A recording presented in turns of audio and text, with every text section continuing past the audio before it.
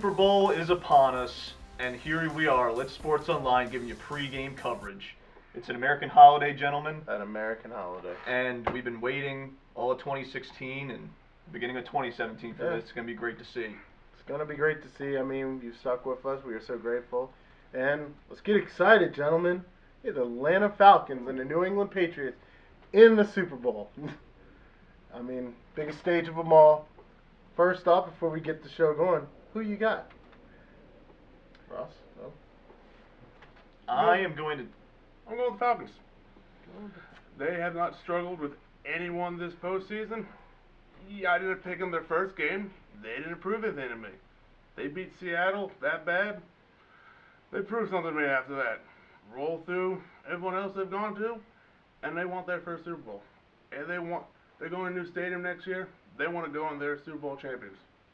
They are hungry. History is written for them to win this. But, been doing, as you know, we do picks every week.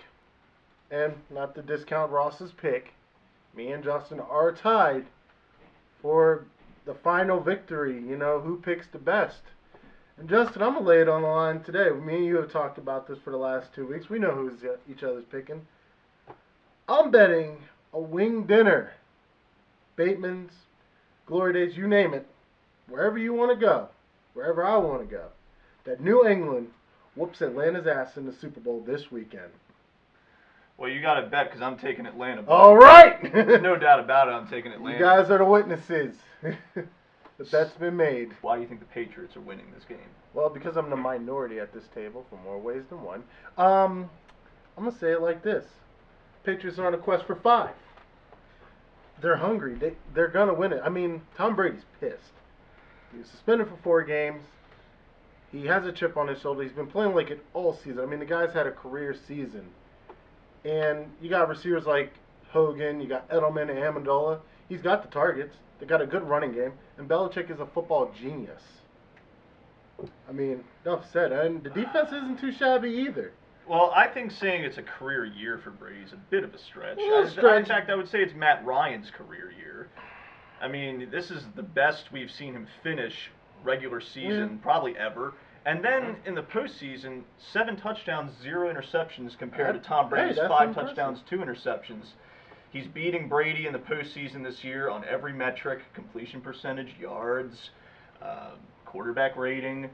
I mean, you got to hand it, and no one saw this come. Well, I shouldn't say no one saw this coming, but I think a couple people didn't see it coming that Matt Ryan would come into the postseason and be this elite. Yeah. But I think it's his year, and I think that, you look at the Falcons' playmakers, Mohamed Sanu Sr., Julio Jones, Taylor Gabriel, all pretty good receivers. Yeah. And then, of course, we already talked about before their running backs, Yeah. Coleman, Freeman. They seem to complement each other in the backfield. The Falcons looking at their statistics, have been better in terms of their total rushing yards, total passing yards compared to the Patriots. I think where the Patriots have their edge is coaching, and they do have a better defense, at least by the numbers. And I think that is where the Patriots make their case, and the fact that they've been here before. Yeah, I was about to say, I mean, you got to look at it like this. At the end of the day, the Patriots have been here quite a few times. Outside the fact that they lost to Eli Manning and the New York Jets twice, they did just win not too long ago. This isn't a team that doesn't know how to win. They've been here. They've been to the end. This is Matt Ryan's first Super Bowl. Most of those guys on that team never been to this stage of the game. And of course, any given Sunday, anything can happen. But I think the experience that the Patriots have, especially the fact that Belichick and Tom Brady have both been here multiple times, it's going to set the stage for them to push them just ahead. Well, let's be honest here. They won their last Super Bowl because Pete Carroll's a moron and decided to throw at the 1-yard line when he had Marshawn Lynch. A win's a win, man. Yeah, I didn't take it home. Let's be honest there. They should not have won that. But Phil Simms, Drew Brees, Joe Montana, Joe Flacco, what do those 4 people have in common with Matt Ryan?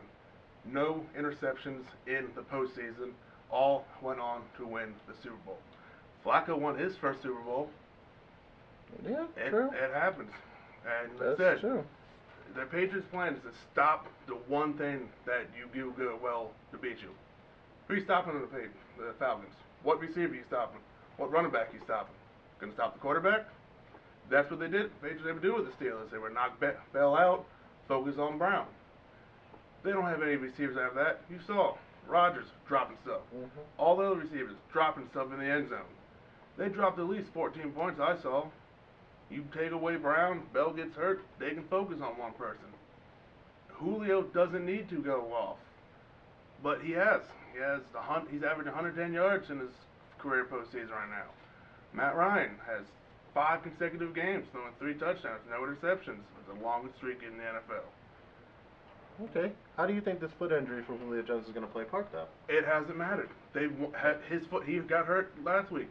Yeah. He just sat out. They have Gabriel. They have Sanu. They do have the tools. That's what I'm saying. He's not one of the receivers like Antonio Brown is starting to come out to be like, give me the ball, give me the ball. Julio's like, I'll catch one pass for 10 yards. We're winning. Yeah. He doesn't need to go off. He can, but he doesn't have to. I'll tell you what the X factor is. Who's Chris Hogan? Man, just hopped up on the scene. Literally had a stellar game last week against the Steelers. And the Steelers' defense is a good defense. Yeah, we play them twice a year. We know that. Yes, but how many weeks do the Falcons have to look at him right now? They saw what he can do. Like, It's true. all right, they're not doing the plays with Gronk. They're just going to run the same Gronk plays with these little guys. Steelers, all they did was run zone. Patriots kept weaving in and out of the zone. Yeah. They're not going to stay in zone, or they're going to see where that This happens. is the way I compare the offenses. Like, when it comes to the Patriots, it's really like the coaching and Brady that like sets the tone for the rest of the offense. It's not that, Hogan and Amendola in a vacuum are these amazing receivers. Brady makes these guys look good. Then, sure, they have Gronkowski. Martellus Bennett's a proven tight end. They have playmakers, but I think when you compare it to the Falcons, it's not that, like, Matt Ryan is the one-all, be-all for the whole offense. I mean, like, it's an offense stacked with playmakers. The only real weak spot they have is their tight end. They have rookie Austin Hooper out there.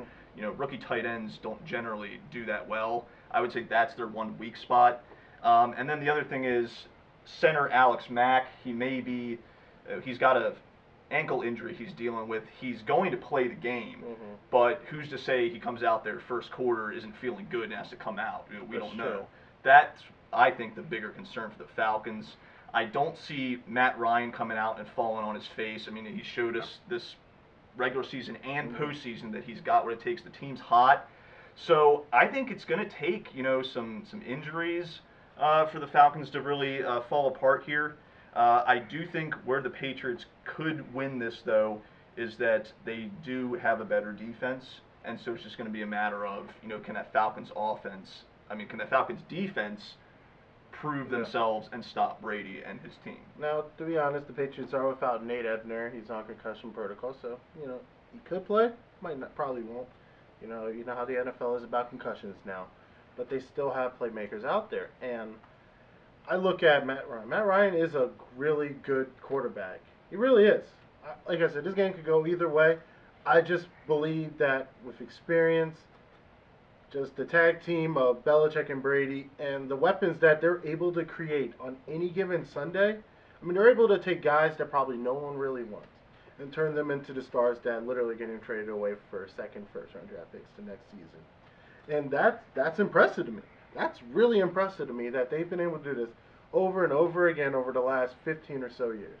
Let's not forget, though. Yeah, it's his first time there as a head coach.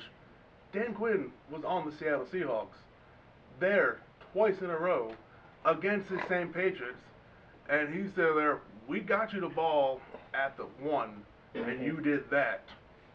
I got 2 running backs. I know how I'm going to use them. He's been there before. Yeah, not as a head coach, but it's not like he's a rookie head coach going in there. That's true. And it's not like these guys have come out of crap colleges. Julio Jones, Alabama, Boston, Matt Ryan, Boston College. There's no competition. Is Kyle Shanahan, offensive coordinator for the Falcons, getting job offers to be a head coach. Yeah. You had the #1 offense all year.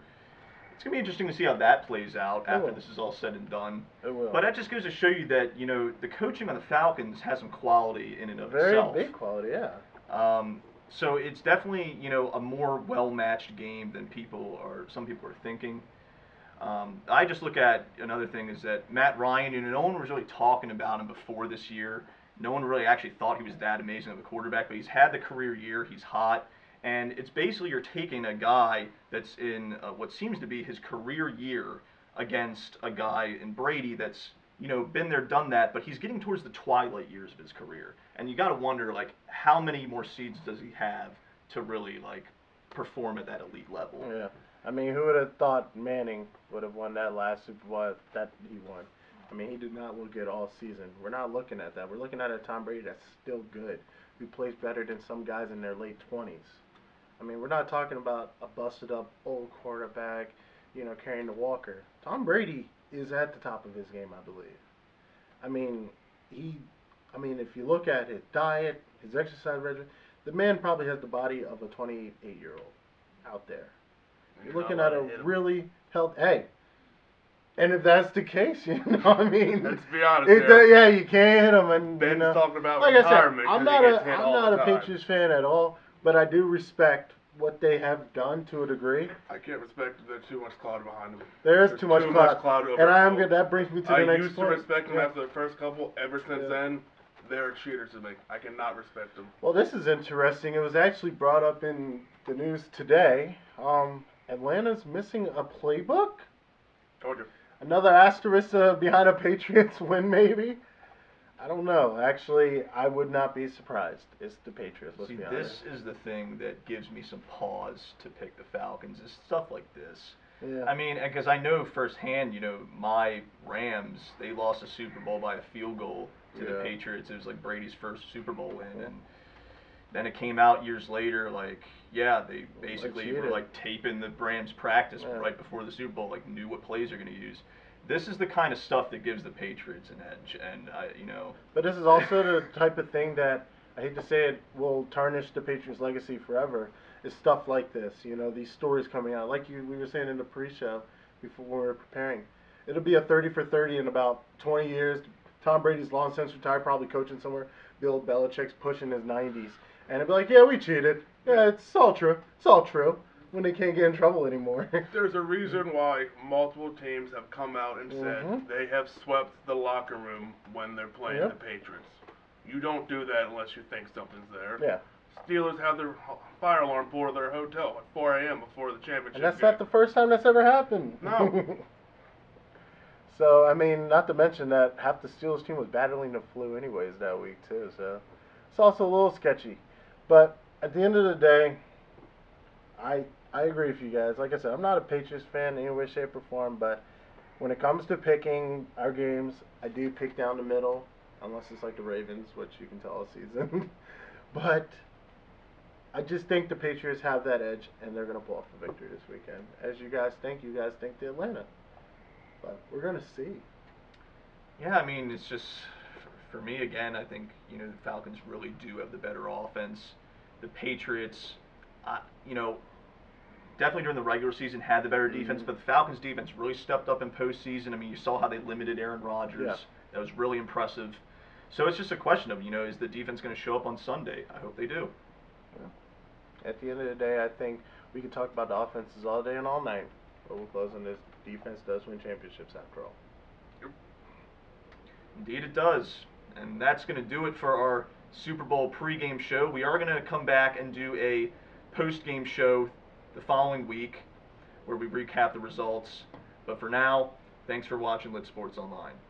Don't forget to like and subscribe, and also follow us on our new official Twitter at LitTube Channel on Twitter. Follow all the fun. Take care.